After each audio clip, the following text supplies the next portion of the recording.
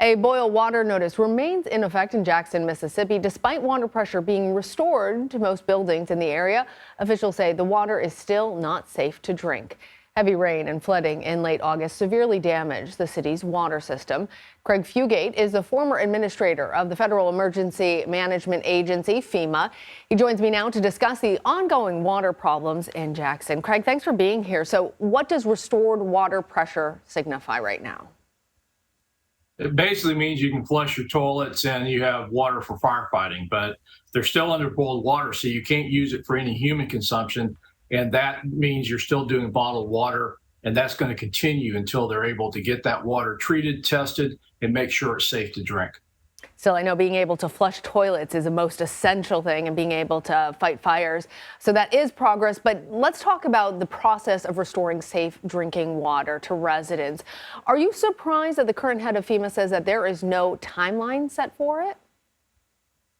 Not really. Again, you got to go back to what caused the problems. The fact we know that before the flood, there was ongoing problems with this plant. They had boiled water orders before that. So it's two things. One is the immediate getting pressure back up, treating this water, and then what are the longer term requirements to keep the system where it's providing safe, potable drinking water.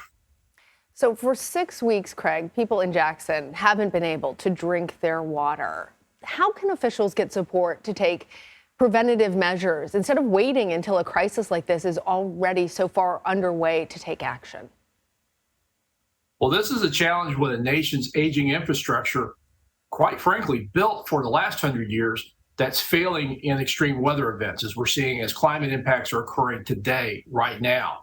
We saw this in Nashville in 2010 where their water treatment plant was flooded. We saw this in Columbia, South Carolina in 2015 when they almost lost their system to a major flood.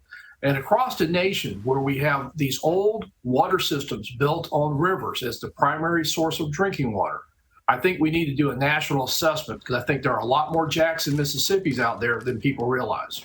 I think that that's an essential point to underscore, that it's happening in Jackson right now, but that the underlying problems exist in cities across the country. Given your experience as the former administrator of FEMA, how does this disaster in Jackson compare to other disasters that you've been part of?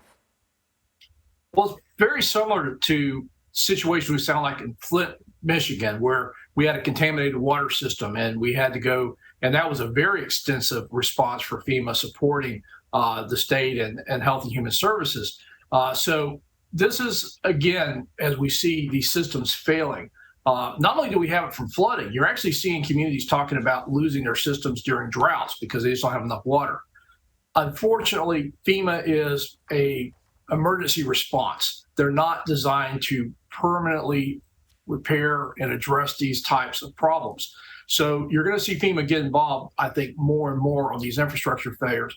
But ultimately, as part of the administration's Build Back Better, part of the infrastructure investments, we really got to think hard about existing critical infrastructures our communities depend upon and start making sure that we're building systems that are resilient to these various impacts of climate change, both the droughts and the flooding. Craig, I feel like you are Paul Revere right now, ringing the bell and warning us that we need to be paying more attention to these issues, not just for the folks in Jackson and folks in Flint, but throughout the country. Craig Fugate, thank you. Thanks for having me.